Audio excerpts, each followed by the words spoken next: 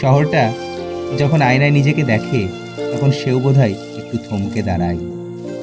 এই সাদা পাথরের আভিজাত্য এ শুধু কোনো এক স্থাপত্য নয়, এ যেন এক নিঝুম বিকেলের শান্ত আলাপ। কলকাতা মানেই তো অনুভূতির এক একটা টুকরো কোলাজ। এই কটন ক্যান্ডি বিক্রেতার বিলিয়ে দেওয়া রঙিন কিছু শৈশব, আর রাজকীয় পথের ধারে পুরনো দিনের সেই চেনা ছন্দ।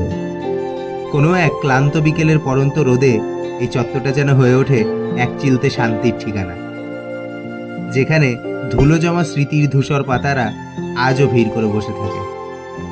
কিন্তু এই গম্বুজের নিচে পা রাখলে মনে হয় সময়টা যেন এখানেই থমকে দাঁড়িয়ে আছে।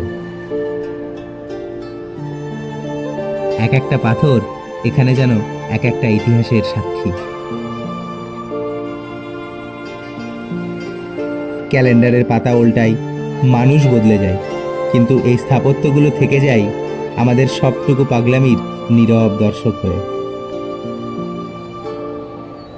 এই মায়ার বাঁধন ছিঁড়ে বেরিয়ে আসাটা বড় কঠিন।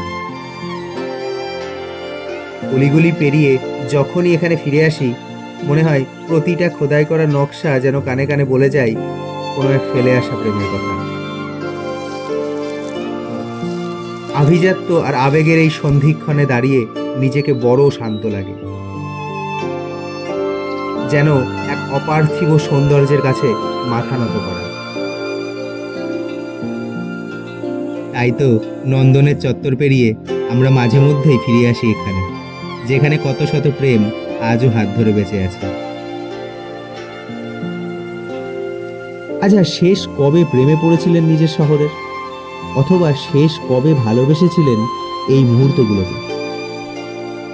উত্তরটা যদি এখনো অজানা থাকে, তবে আজকের বিকেলটা না হয় আপনার জন্য এই সাদা সিঁড়িতেই তোলা থাক। আসবেন তো? আপনার শহর আর আপনার ভালোবাসা উভয়েই কিন্তু আপনার জন্য অপেক্ষায় রইবে।